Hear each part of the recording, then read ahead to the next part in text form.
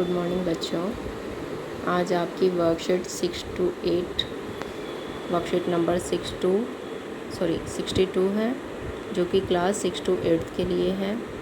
ठीक है, आज आपको कुछ रोचक जानकारियाँ दी गई हैं आपके मानचित्र में। एक तो लद्दाख के बारे में, जो कि अब केंद्र शासित प्रदेश है।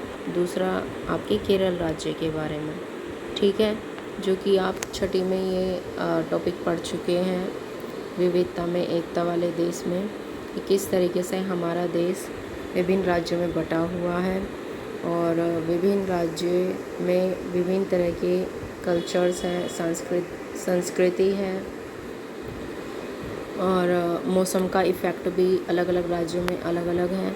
तो इसी तरीके से अलग अलग कल्चर बनाए जाते हैं, सांस्कृतिक समारोह,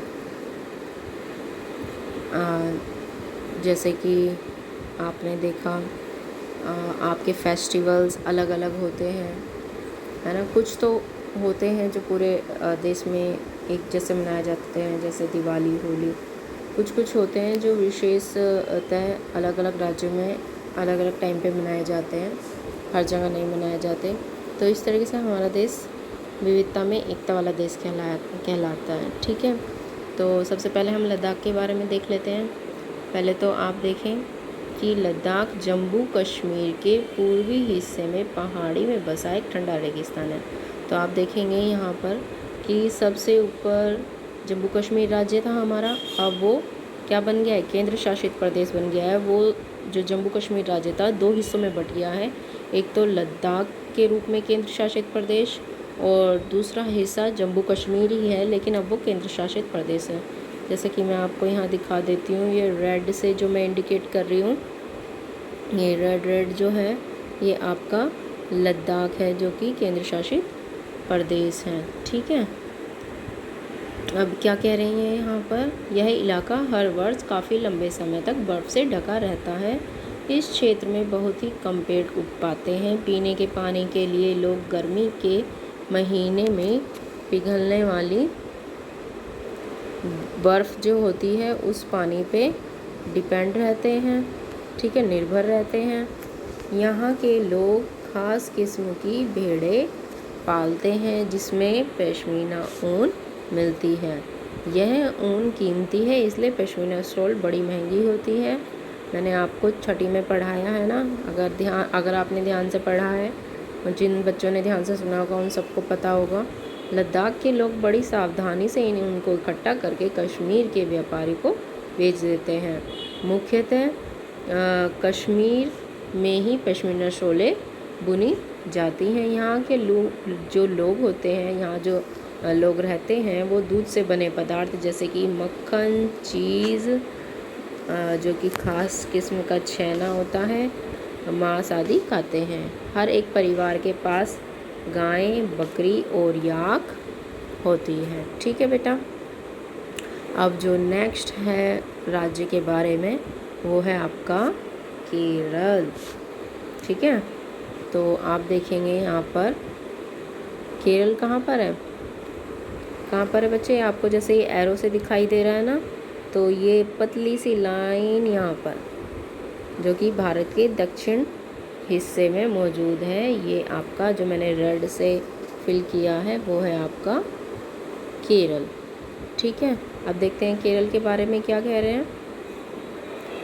केरल के बारे में जो है, भारत के दक्षिण पश्चिमी कोने में, आप देखोगे, मैं दोबारा दिखा देती हूँ आपको, ये नीचे की तरफ दक्षिण हो गया और इधर का सारा हिस्सा जो है आपका ये क्या है, ये पूरब है, ये पश्चिम है, ऊपर वाला हिस्सा उत्तर होता है, ये है दक्षिण। ठीक है बेटा, अब आप देखेंगे कि जो केरल है आपका वो दक्षिण में भी है और पश्चिम में भी है, दोनों में दिखाई दे रहा है आपको। अब देखते हैं ये क्या कह रहे हैं यहाँ पे, यह एक तरफ समुद्र से घिरा हुआ है, आप देख सकते हैं यहाँ समुद्र है नीचे की तरफ,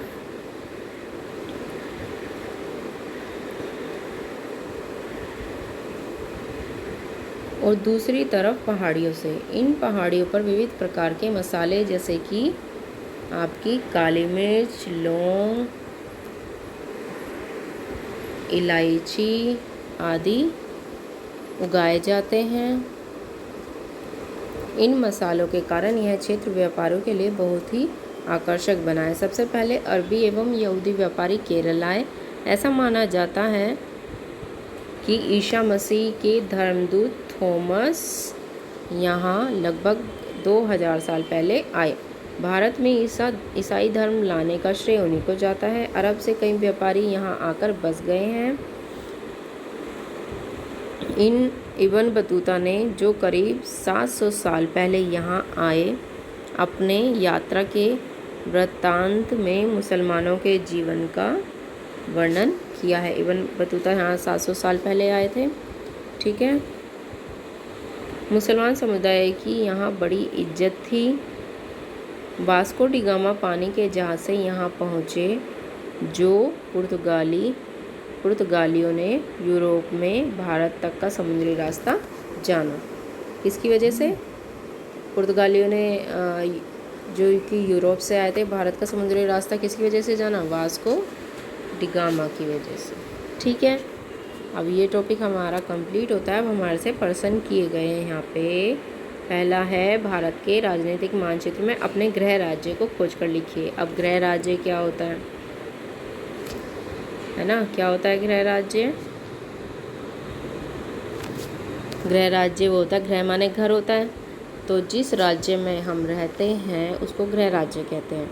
तो अब आपको मानचित्र में ढूंढना है कि आप यहाँ किस राज्य में रहते हैं और उसको फिल करना है। ठीक है। अपने गृह राज्य के विषय में कुछ रोचक जानकारियाँ एकत्रित करके लिखिए। अब आप जिस राज्य में रहते हैं, तो आप सबको पता है हम कहाँ रहते हैं। ठीक है। तो जहाँ आपका घर है, हो सकता है किसी का घर किसी और राज्य में हो, तो आप उस राज्य के बारे में भी लिख सकते हैं कि आप कुछ समय के लिए यहाँ पे हैं, या अपनी पढ़ाई के लिए यहाँ पे हैं, या आपके पापा की काम की वजह से यहाँ पे हैं। अगर आपका घर कहीं और है और यहाँ पे आप अस्थायी रूप में इस राज्य में, तो आप अपने उस राज्य के बारे में लिखिए जहाँ आपका घर है। ठीक है बेटा। तीसरा प्रश्न है, भारत विविधता में एकता वाला देश है, वर्णन कीजिए। जैसा कि शुरू में ही मैंने आपको बताया कि किस तरीके से हमारे भारत में विभिन्न राज्य हैं, विभिन्न राज्य की विभिन्न संस्कृतियां हैं, विभिन्न धर्म हैं, है ना। और मौसम में भी अलग अलग मौसम पाया जाता है। ठीक है। जैसे कि ये समुद्र से घिरे हुए सारे राज्य हैं, पूरे साल लगभग एक समान मौसम रहता है। और ऊपर की तरफ चलें तो आप देखेंगे, जैसे कि अगर हम दिल्ली की बात लें, तो यहाँ मौसम का इफ़ेक्ट काफ़ी चेंजेस होते रहते हैं। गर्मी भी बहुत ज़्यादा पड़ती है, ठंड भी बहुत ज़्यादा पड़ती है। तो इस तरीके से जो आप हमारी जो संस्कृति है उनमें थोड़े से चेंजेस आ जाते हैं। तो आप देख सकते हैं, इसी तरीके से आपको ये बना के अपनी ही विचार से ये क्वेश्चंस करने हैं। ठीक है बेटा। अब ज़्यादा लंबी नहीं खींचेंगे क्योंकि आप बोर हो जाएंगे। Thank you so much. Bye bye.